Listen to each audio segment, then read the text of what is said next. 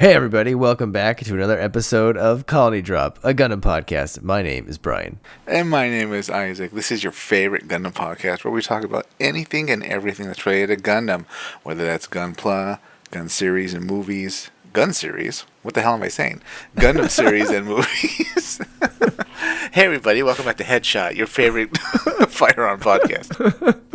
Okay, anything and everything related to Gundam, such as music, movies, the Gundam series, Gundam movies, the model kits, lore, concepts, and anything that has to do with this incredible super mega meta genre called Gundam. Isn't that right, Brian? That is correct, Isaac, and today is a few days after New Year's, Isaac, so we are going to be doing another Gundam New Year's resolution episode. And the way this podcast started off, we're acting like we're sloshed because we've just been stumbling over ourselves to the extent that you can stumble in a podcast. My God in heaven. It's been a few weeks, and apparently Isaac and I forgot how to do the intro, even though we've done it literally 130 times. Hey everybody, welcome to Gundam Drop. Yes, here we are, back at it again, everybody, for a special New Year's resolution episode.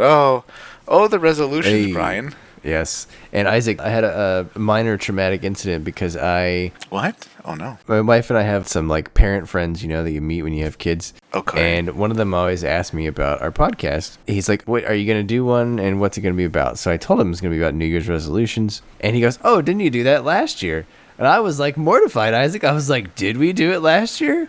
And then I went and checked, and we did, but like we did the Gundam Days of Christmas, and then we did New Year's resolutions. But then I was like, "Oh man, I already wrote up all of my New Year's resolutions for this episode. I hope I didn't double up on stuff I did last year." So yeah, I had like a real panic moment, and I guess we just have too many episodes because I totally forgot that we even did that last year, Isaac. Your panic moment was over something completely different than what I thought. I thought you'd panic and say, "Oh my God, I had no idea I'd encounter a listener in the flesh in this way." A random, by proxy friend of, I guess, yourself or your wife, since your two kids like happen to go to the same, I don't know, daycare or something together. Yeah, no, he doesn't know a thing about Gundam. Did get him a model because he was curious about it, and he built it, and so he had a good time. But Good. I'm trying to convert him, he needs to go watch a show, though. You're doing it like cult style, like aggressive Christian church style. I'll leave it at that. We all know who I'm talking about, but I'll leave it at that. Where, first it's the flyers, then the knock at the door, and then a follow visit, and then they follow you to your car. Yep. I don't know.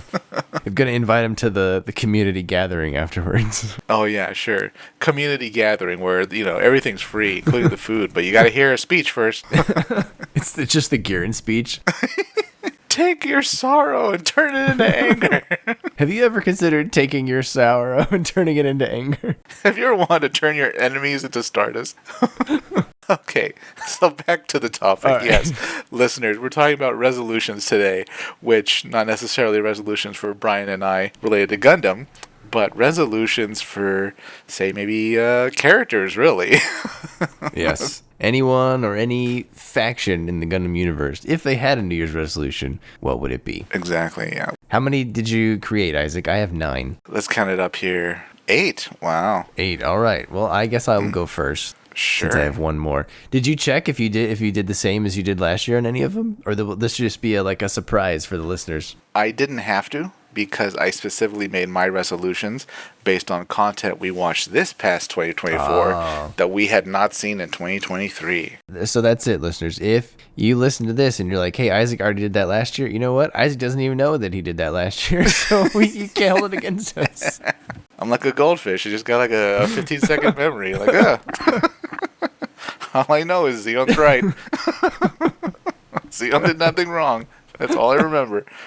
Yeah. If we had to retitle our podcast, that's what we would call it. Zeon did nothing wrong. Yeah. Will that be like an alternate podcast we do where like we're just constantly arguing on the side of Zeon or the villains? That's right. Like, what is with these people fighting against liberation? Why Don't can't they want just to be embrace free? it? Who doesn't want a giant crater in Australia? It's a community swimming pool. What's wrong with ZAFT? Don't they realize they're not human beings? All right. Okay, we'll get to that. Here we go. Number 1, Isaac. My first New Year's resolution. By the way, I think they're going to get better as we go, so I tried to order them that way. Interesting. This is the closest one I have to overlapping with last year. It's similar to one I did last year, but not exactly the same. Hear me out. So the last few master grades they've released, Isaac, are version Katokis. Okay. Designed by Hajime Katoki, the prolific Gundam designer. You could say the main Gundam designer for the last several decades. And as you know, Isaac, he first got his start working in Gundam on 0083, one of your favorite series. 2026 is going to be the 35th anniversary of 0083, Isaac. Can you believe that? How old do you feel now? Wow. Well, I mean, hang on. You're framing it like we were out when it was released. No, we were born. Oh no, we were born before the series. We were born before the series. So, my God, that dates us. Well, we were aware of the series. We were pretty young. Far when we were young. So we'll put it that way.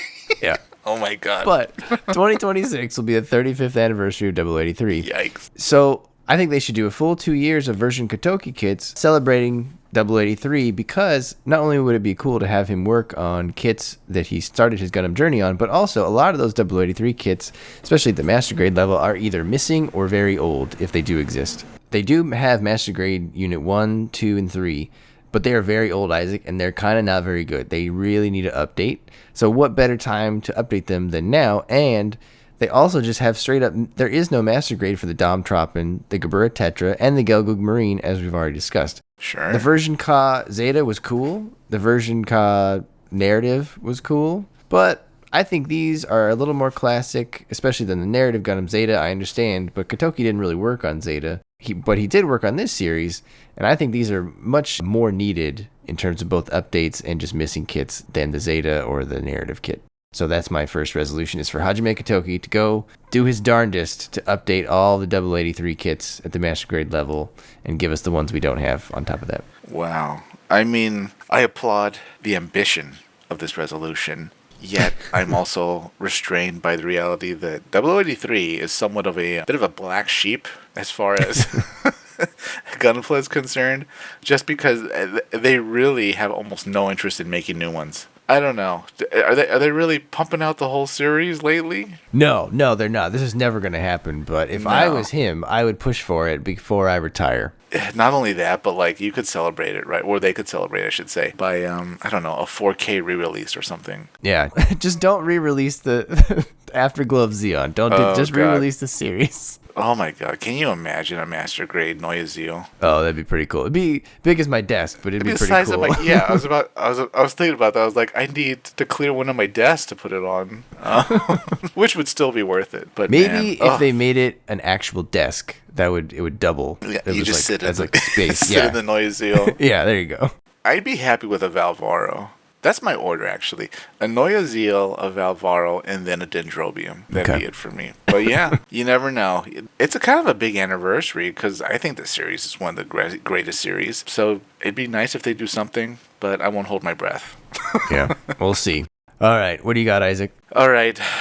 Going back to the content we watched the past year, this first resolution goes out to your favorite characters, new characters that you've introduced to, Brian, who could be played by, I believe it's Rhea Seahorn, right? Ah, yes. Mm-hmm. This goes out to Iria Solari, captain of the Red Wolf Squadron from Gundam Requiem for Vengeance. And Iria Solari's resolution is to spend more time with family, namely her son. Because if you remember the series and you've seen the end of it, and anyone listening to this, spoiler alert, but if you're really a Gundam fan, you probably have already seen it. And if you haven't seen it already, you're really not a Gundam fan.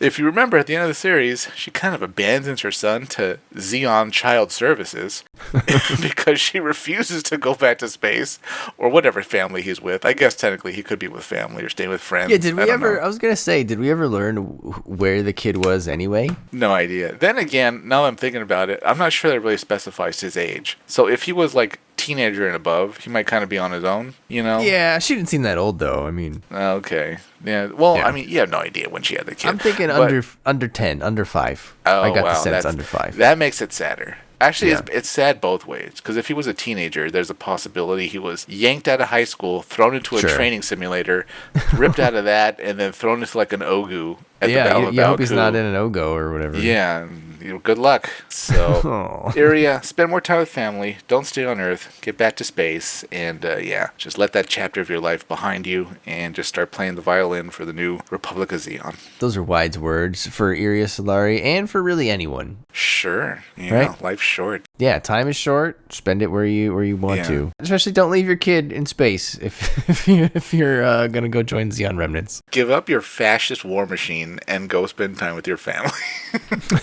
Okay, Brian, what's your next one?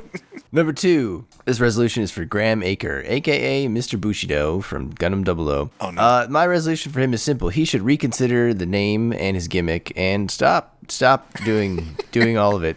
Really, any of it. He should read a book on samurais and not believe what he heard from other people. And because if you think about it in the show, Isaac, right, all of a sudden he just shows up wearing the samurai garb, which is like super out of place. Especially like if someone did it today, it's super out of place. But that show is like a few hundred years in the future from today, so it'd be even more out of place if he did it in the future.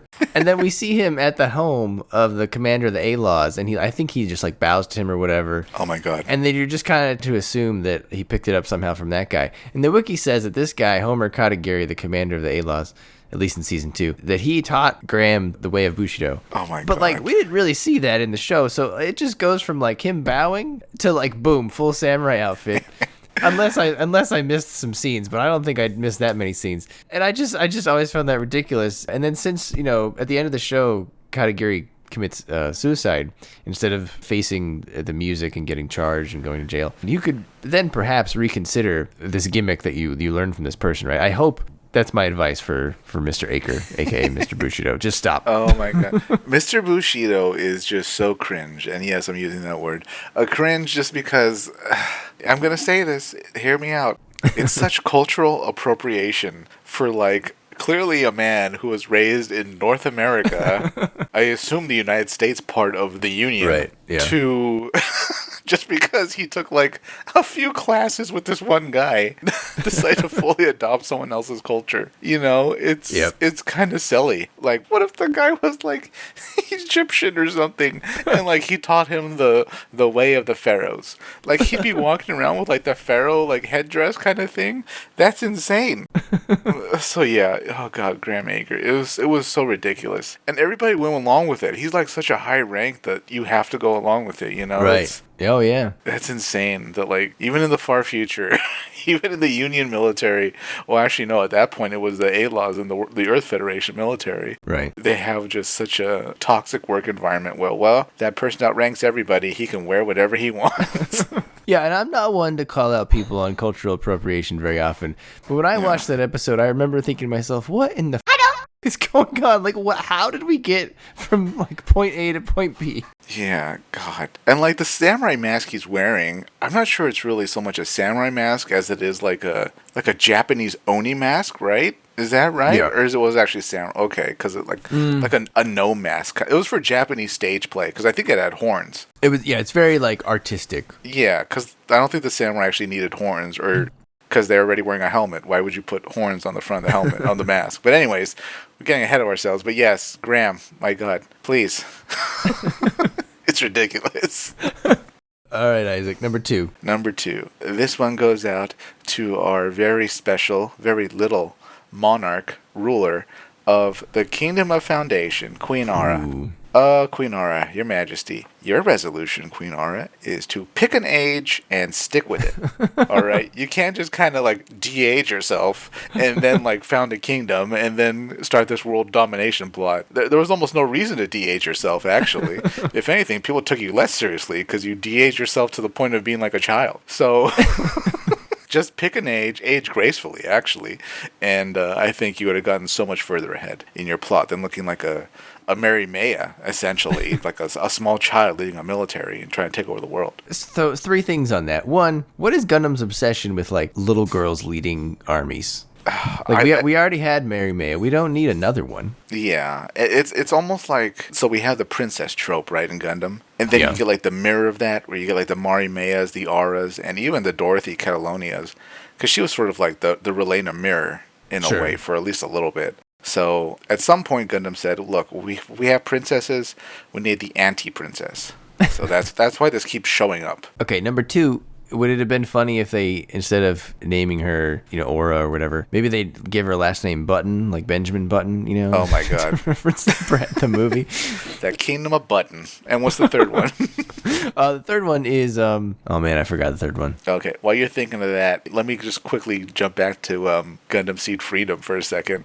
Would you have been okay with this still gray zone kind of bizarre, vague, we're not sure what the hell happened with Queen Aura, her age, if in her final scene where she's like wounded on the bridge of her ship, if she starts aging all the way back up to like her proper age. At that point, would you have been okay and been like, okay, clearly they're showing us she used her biomedical or biotech knowledge to de-age herself, and now at the point of death, it's like all being unwound. She kind of Palpatine herself, I guess you should say, with the lightning. Would you be okay with that, or at that point is it still you're still scratching your head as why de-age yourself at all? It gave you no advantage. I would be more satisfied with literally any explanation. Yeah. I would accept it, but I would still feel that overall it was superfluous to the story, and it just serves to confuse rather than add. Sure. If that makes sense. Okay. Well, but the third thing... oh, you found it. Good. I remember. The whole time I remember watching the movie just thinking like she looks like a character from that old anime called Chobits. Chobits? Do you remember Chobits or Chobits? I'm not sure how you pronounce it. Gonna have to look this up 1 second here. I was like, yeah, she looks like a Chobit. She looks like any really generic kind of anime. Oh my God, this is grotesque. Because it's a girl with like the ears of a mouse. I think they're robots or something like that, but okay. Well, that's its own level of freakishness that the engineering team responsible for these robots decided to make them look like humans with mouse ears. Yeah. Persocoms. Yeah, they're like, what does it say? It says, series centers on the life of someone attempting to qualify for university. Besides a girlfriend, he dreams of having a persocom, an android used as a personal computer. Oh my God. So there you go. So then he finds one in the form of a beautiful girl. Or didn't do a whole lot. She seemed a little robotic. So, she looks like a Chobit. I bet this young man just wanted an android that could be a personal computer bet he nothing did. else. A lifelike android only for computer needs, right, Brian? We're almost to that stage, Isaac. A few more years. God help us when we do. Society is on the edge of collapse. Launch the nukes. Okay.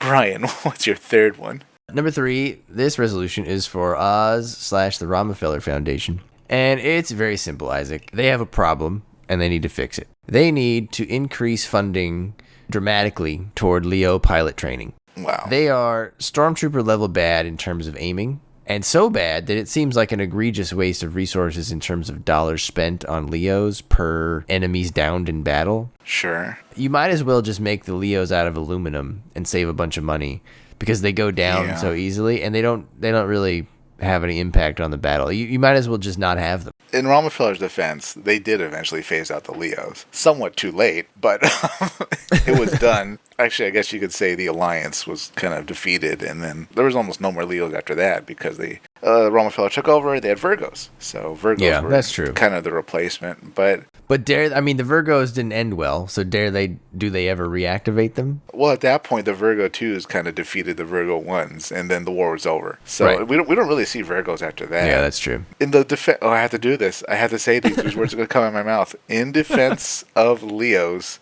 and the Leo pilots, they were obviously ineffective, as we can all agree, against the Gundams. Even in Zex or Treize's hand, I imagine they would never do too well. Yeah. Although, wait, didn't Zex use it for a little bit? Or maybe he was in Ares. Yeah, I think even Noin piloted one, I think, for a little bit, and she did all right. Okay. In defense of the general pilot of a Leo and the Leo itself, they clearly did well enough to unify the Earth and invade the colonies and take them over. That's really what they're built to do. Take over more inferior groups, defeat them, and then, unify the Earth sphere. So whatever independent countries fought out back against them with tanks, I assume, probably similar to like the Type 63s, they probably mop the floor with those. But against Gundams, no, almost nothing can stop the Gundams, my God. Right. Yeah. But that's not saying much if the other team is just using tanks. You know what I mean? Yeah. But, I mean, in a rock, paper, scissors match, you're going to want Leos over tanks. So, Rockefeller and the Earthsphere Alliance had the right tool at the time, but clearly it didn't upgrade their toolbox. All right. What do you got? Number 3. All right. Next one goes out to our favorite new group of coordinators, Brian, the Accords. Oh, the Accords. And their resolution, kind of as a group, is to first target Orb before threatening them with an ultimatum. Fair. You really can't tell somebody, like, hey, if you don't do this in like 10 weeks, I'm going to attack you. Yeah. You can't give someone time before like the threat. You know, it needs to be, look, I'm targeting your house right now. Do this or else. That's a good point. If they had done that because remember how we said that they should have destroyed Orb? Yeah, that would have been so good. Oh man. But on top of that, had they done it the way you're describing, had they pulled an Ozymandias from Watchmen, and they informed Kigali that they were going to do it, and then they said, oh, but we already did it, and then you just cut to Orb and it's just been decimated, the movie would have had so much more teeth than it did. Absolutely. It would have raised the stakes. It would have upped the weight of that whole movie. And it would have done something in the Seed universe that doesn't really happen. And that's move things along. Because as we know, in every Seed series and movie, things don't really change. At all. ZAFT's still ZAFT. The Earth Alliance is still down there, giving coordinators problems. Blue Cosmos is still around, despite like constantly having its leadership defeated. Nothing changes. And once again, Orb, if Orb was destroyed, oh, so much would have changed. Oh man, they would have had like Orb survivors try to make a new Orb nation, and then from there they would have advanced the plot. Oh my god, so much change. Just like, you know, as we referenced Star Wars, the missed chance to destroy Coruscant, and oh my god, that would have put the prequels into such a different perspective, because this will be the last and only time we see Coruscant. And then, well, what happens now that the capital's gone? Well, you can probably do a series about, or at least a movie or something about, you know, a new capital. Oh, so much. There's so many possibilities when you destroy. So the Orb survivors, hear me out on this. They should have moved. Let's say Orb is destroyed, and the Orb survivors create new Orb on the moon, and then the moon is an orb, like in the sky. Oh, literally, it's an orb. I love it. We call it Lunorb. Actually, that would have actually been good, because as we know in this series, they almost never go to the moon. So at this point, like, well, I mean, they go to the moon, but like, it's always like, by the way, someone built a super weapon on the moon. Yeah. The moon is the best place to build a super weapon, apparently, because no one's watching it. We forgot to check the moon again. Yeah. Hey, someone repaired Requiem. What do you mean someone repaired it? Why was it staying there? There should be telescopes monitoring Requiem 24/7. Oh my god. Okay. Oh, what's your next one, Brian? All right, number 4. This is a simple one which we've discussed before. However, I think it was reinforced here after watching Requiem for Vengeance. This is for the Federation government, and your resolution is to adopt a comprehensive mobile suit access control system. And as we've always said, that mobile suits should have keys. But then they kind of gave him keys in Requiem for Vengeance.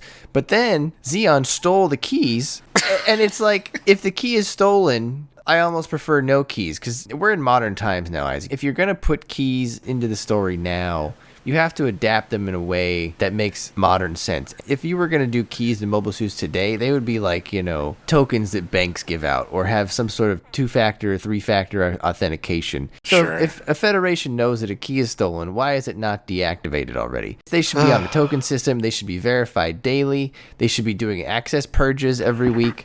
These are table stakes at the security level. So if you're going to write the keys in, I feel like you got to write them in a better way, or just not address the keys at all. So the Federation government needs to adopt a better key system across the whole military. Yeah, not even like biometric, you know, like they haven't done biometric locks yet. They did it in Unicorn, and it worked. Remember, they were like, the Benager locked it. I can't get in.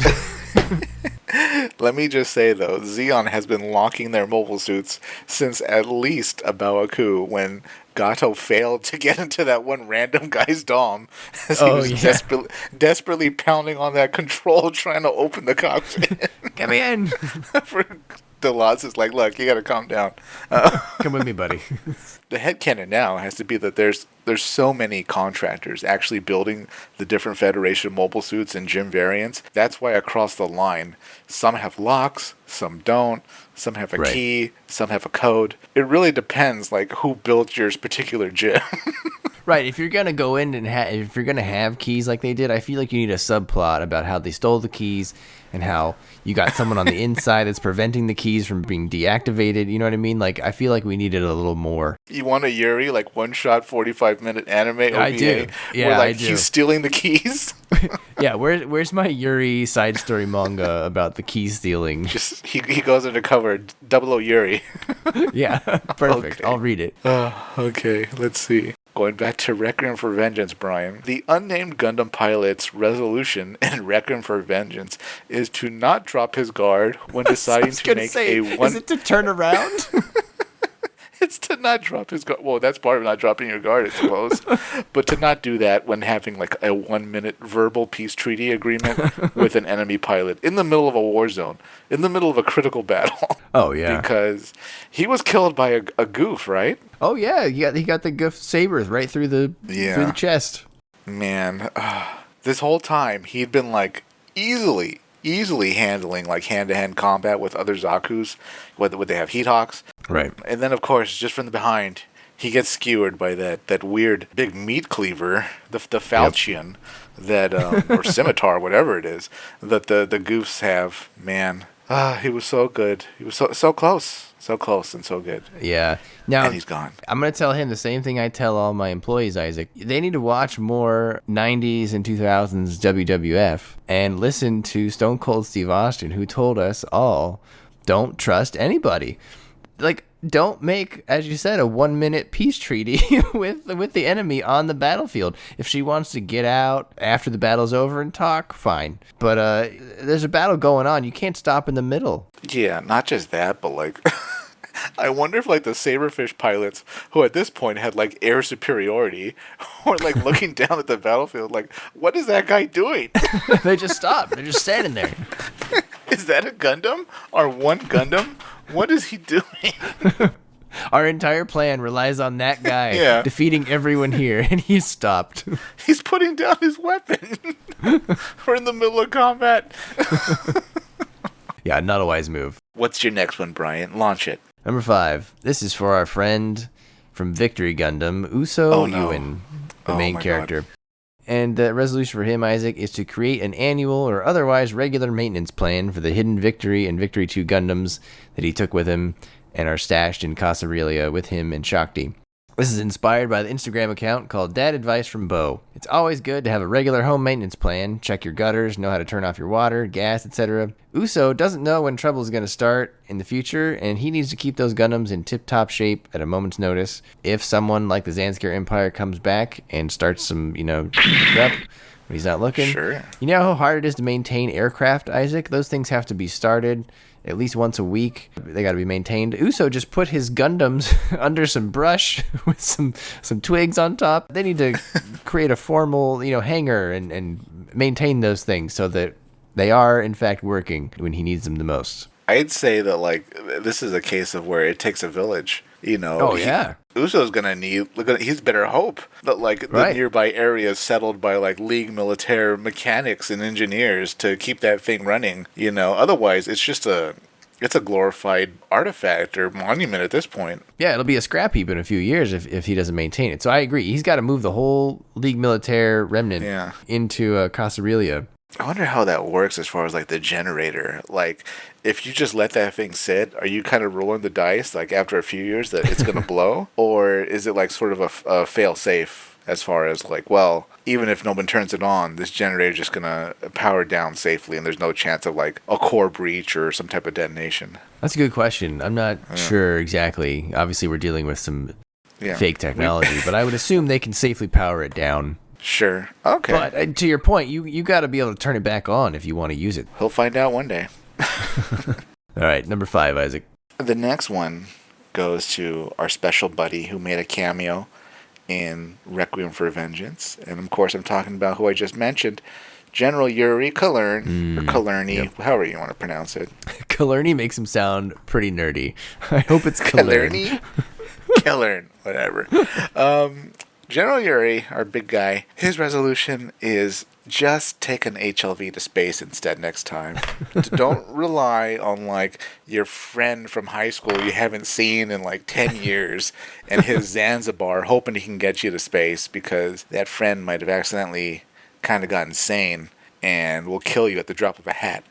So, Yuri, you were right next to the HLVs. You could have made a break for it. Probably gotten on the first one, really, given his rank, and gotten into space. But he's got a big heart, so we all know that he wanted to probably save a seat for his men and his troops, and that's why he decided to huff it all the way to Asia from Europe.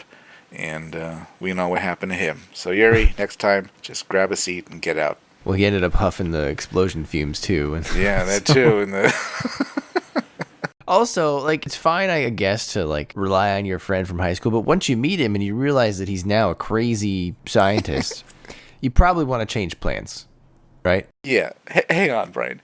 Do you think in high school, or Xeon Academy, whatever they went to, the university, I still can't see Yuri at a university, but anyways, wherever they had classes together, you think Guineas was insane back then a little bit, or was he way more under control and maybe hadn't gotten nuts yet? I'm sure he wasn't, like, fully, on the level, but I think he was probably a lot more mild than he was towards the end. Okay. Yuri doesn't strike me as the guy who'd be able to, like, size up someone's personality like that and be able to tell something's a little bit off. So. Oh, okay. I could see that. Yeah, he's just totally oblivious. Yeah. That's fair. Okay. Sure. Okay. All right. I can buy that. Yeah. Alrighty. What's your next one? Number 6. I think you'll like this one. This one is for our favorite antagonist faction ruling parties.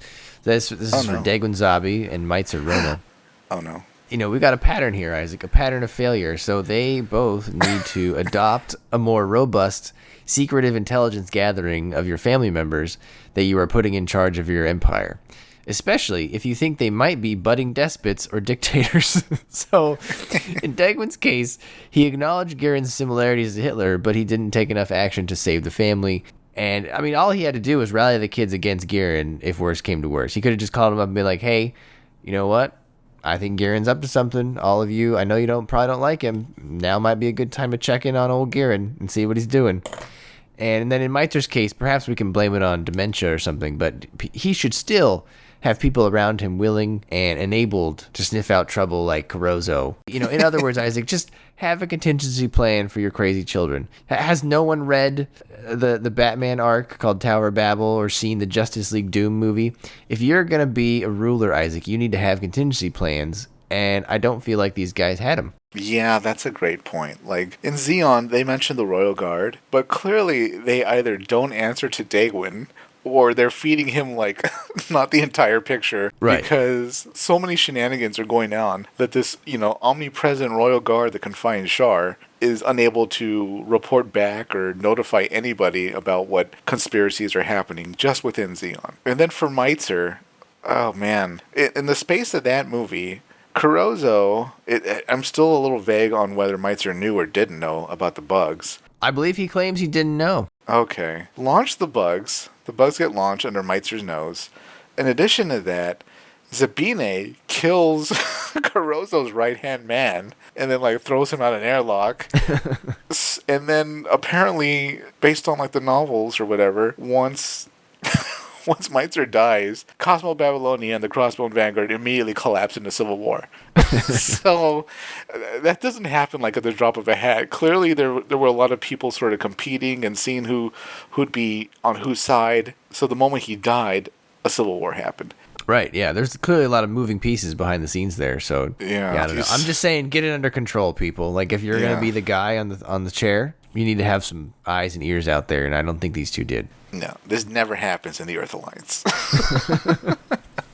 By the way, Isaac, I was looking up, some stuff to maybe read for the next year. Sure. And there is a 3-volume F91 prequel manga, Ooh. and I read a tidbit, and I did see Zabine's name, so he's in there. I'm wondering what nuggets that contains for us. Are we sure it's Zabine and not his, like, doppelganger that showed up in Crossbone Gundam? Zabino? No, this is not written. Zabino? No, this is not written by the Crossbone author. It's written by someone else. So God, he grew out his hair and he went insane. That was so ridiculous. What a turn. He was just entering his Johnny Depp pirate phase. Yeah, I guess so. Okay, where am I? All right, number 6. All right. This next resolution is a special one because it actually applies to 2 people. Ooh. It applies to a recently married couple, Brian. Ooh. This resolution goes out to Soletta and Miorine. Oh. And their resolution is to just kiss next time at the closing credits to show their love. Just do it. It's 2025. Just don't play patty cake. I don't know what the cultural implication of patty cake is in Japan. Maybe it means something different than us, but just a kiss. That's it. Just a quick one. That's all we needed to close out the series and not oh, by the way, they're just close friends. Yeah, I was going to say, are you sure they're married, Isaac? Because I believe the official stance is undetermined. It can be whatever you want it to be. Like, no, clearly their companies merged and they merged. So. All right, number 7. This one is for Camille / any other civilian pilots thinking of getting in a cockpit. Oh my God. Isaac, before you get in that cockpit and become a hero, make sure that you have long-term disability insurance. Wow. Long-term disability insurance isn't that expensive, and it can help out you and your family if your hearing event goes wrong. Perhaps the people in the Universal Century should unite and force the Federation to adopt some sort of long-term care mechanism for any civilians who get into a cockpit and then help win the war. And then I got to thinking, Isaac, can you even have life insurance in the Universal Century, or did all the life insurance companies go bankrupt during like the first week of the 1-year war? Like, can you even be profitable anymore in the Universal Century as life insurance? Because the whole thing with insurance is that, you bet on the event not happening to enough people so that you still make some money, even if you have to pay out for sometimes. But everybody dies in the Universal Century like all the time. You can't give out life insurance, can you? Like, is that just a dead business model? I mean, it was definitely as dead as the dead people in the first week of the 1-year war when half the population died. Oh my God, so many companies went under. Afterwards, after the war, I'd like to imagine some businesses came back. They had to have some insurance companies come back, Yeah. Yeah, slowly but surely the industry would be rebuilt itself. But man, my mind goes to coverage because for Camille's case, he's not covered for psychic attacks. No, but you don't have to go into the doctor's office and say it was a psychic attack from a guy from Jupiter. You go in saying, my son, he fell off a ladder. You know what I mean? And he hit his head. Inside of a cockpit? He's not doing well.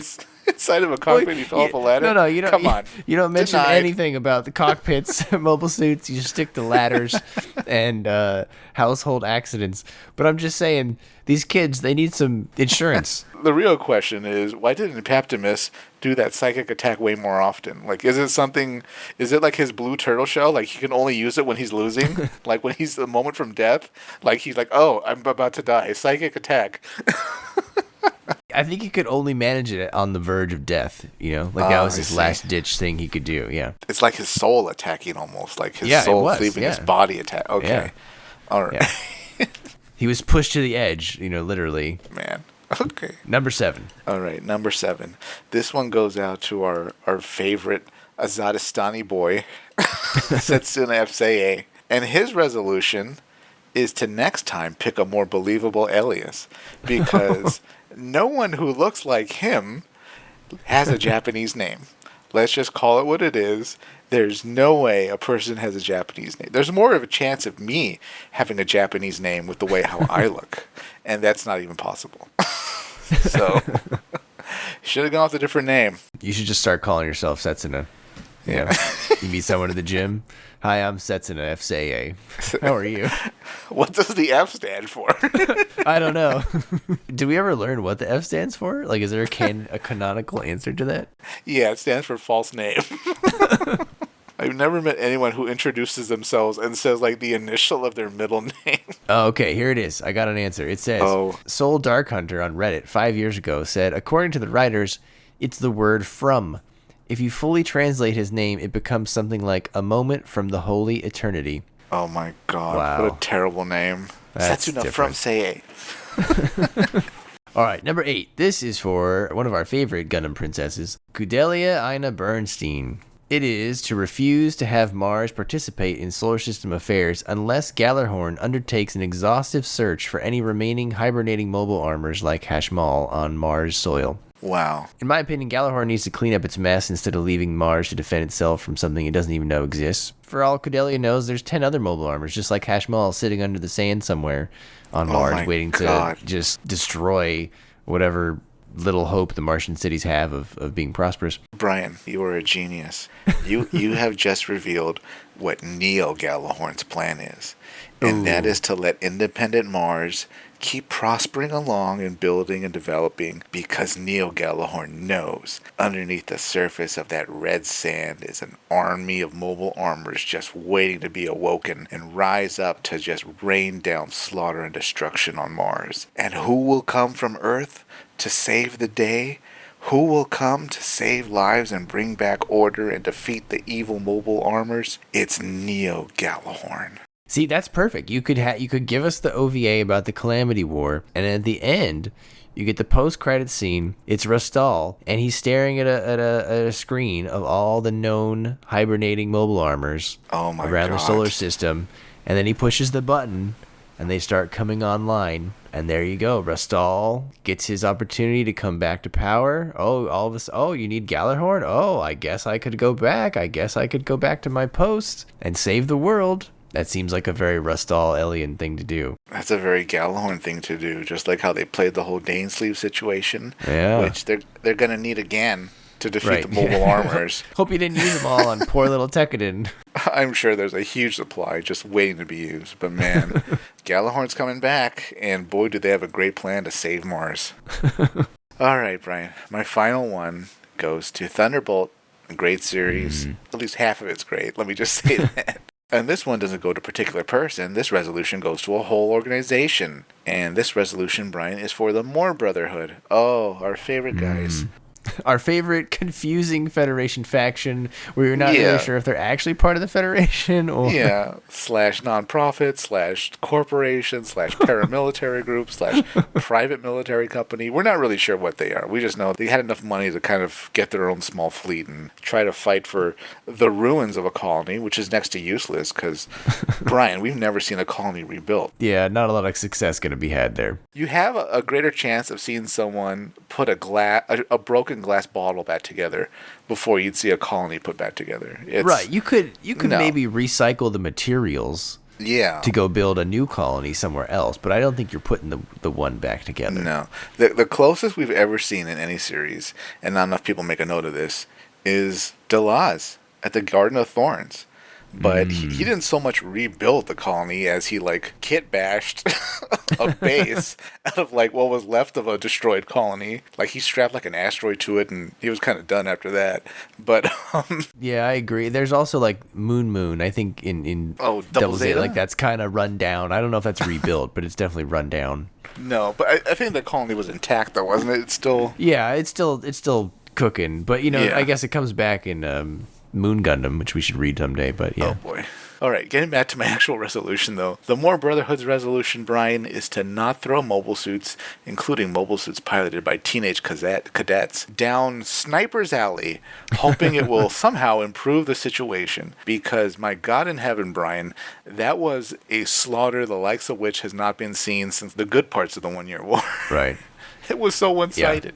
What were they doing? My God, it was terrible. That was a criminal waste of Federation / private military corporation resources, Right. basically. Yeah, it was terrible. I would have completely gone a different way with it. I would have just said, well, we're going to use our own snipers, or we don't even need to wait for, like, the sniper rifles to show up. We'll just have, like, the Solomouses and stuff shoot from a distance. But again, we're dealing with the Moore Brotherhood.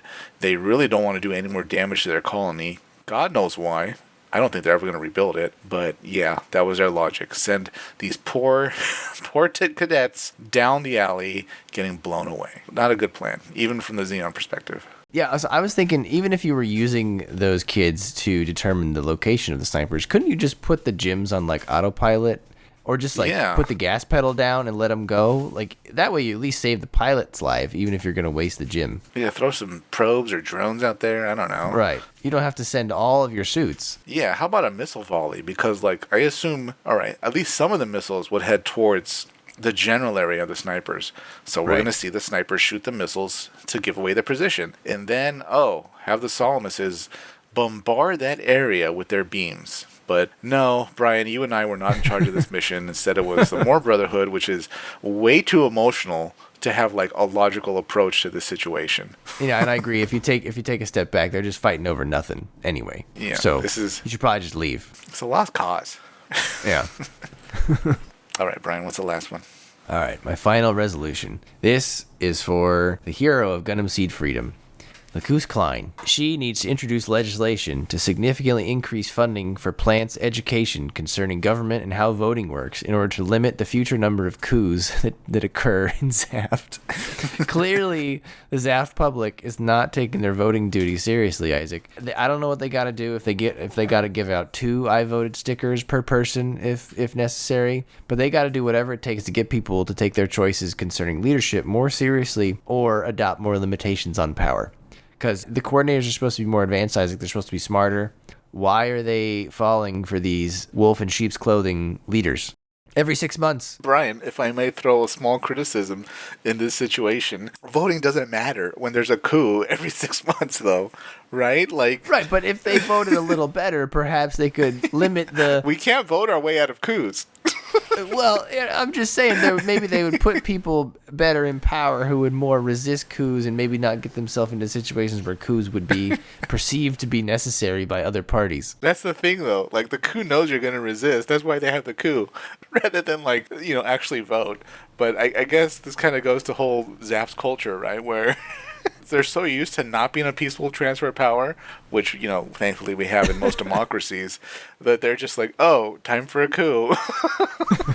Yeah, but do they, I wonder what the public thinks. Do they just think, oh, that silly government? Are they just not participating at all? No, depending on what's happening, the public's cheering. Because if you remember, when they announced, we're going back to the Destiny plan, the ZAS population was happy.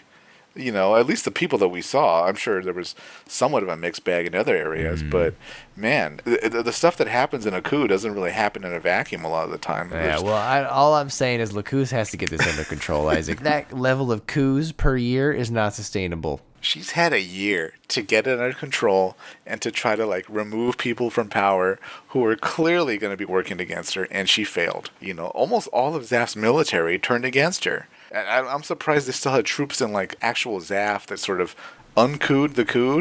Out of all the works in that timeline, they've shown us 6 total years, 3 out of the 6 years, I think, over the amount of time that we take place. It's 1 year, and then time skip 2 years, and then time skip for 2 years for the movie. I think we counted at least 6 coups, right? So that's 1 per year, Isaac, and we didn't even see 3 of the 6 years. I can't believe the lights stay on in ZAFT. It is just horribly incompetent. Say what you will about the Earth Alliance, but man, they work in lockstep together. They need to install one of those signs at her workplace at the government that says days until days since the last coup, and they need to count. And if they hit 365, they need to have a celebration with cake. Yeah. Oh, that's great. Oh, I love that. Days without a coup. the Klein coup counter. That would be almost as short as days without a Blue Cosmos attack. Yeah. Each faction can have one, Because no matter what happens to Blue Cosmos leadership, there's some leader waiting in no one's ever heard of who leads the organization again. As I pointed out, Isaac, they still did not defeat Blue Cosmos in Freedom. That was what we started out the movie doing, and then we didn't get back to it. Yeah, it was Colonel McCall, right? Or General McCall, or something like that. Yeah. God, it was so frustrating that they mentioned his name. We sort of see him, sort of don't know if it's hallucination. Sort of see him, possibly die. And then you have to read, the director's commentary or the wiki that he did die. Yeah. Right. That doesn't matter, because Blue Cosmos will never die. It'll always live on. Exactly. So, Man. So there you have it, folks. Those are our Gundam New Year's resolutions for the year 2025. Please let us know what you think the Gundam characters / any factions / Sunrise, Bandai itself. What should their New Year's resolutions be? Drop them in the comments, and let's hope some of them come true. Particularly, Lacus getting under control. So, all right, Isaac, anything for the listeners? Just Happy New Year. Remember to support Gundam by watching the series, buying Gunpla, buying other official Gundam merch, and let's look forward to a great 2025 with a lot of Gundam fun. Oh, and everyone should, I guess, we haven't really talked about it, but the new show's coming out starting in this month, whatever it's called, G-Quacks or something. G-Quacks? So that'll be fun. Yeah, everybody go watch the new show, G-Quacks, I don't know. So that'll be fun, Isaac. We'll get to watch that. We get to add that to our list. G Quack. Oh, God, what a terrible name. If it quacks like a duck, acts like a duck. Why did they name it that? I don't know. I guess we'll find out if you watch the show. Well, yeah, we'll find out on the 17th, I guess. Yeah, they're releasing some episodes first as a movie, and then they're going to air it, so maybe it'll have a cour. Remember we learned about cours, Isaac? Maybe there'll be more cours this year. God, terrible. Just call it the first season and the second season, or half season, half season. Cour 1 and cour 2. What are we, in France? Insert Coors Light commercial. Yeah. Tap the Rockies.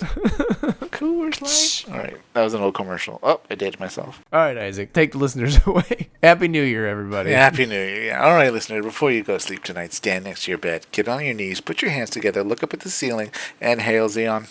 Good night, everybody.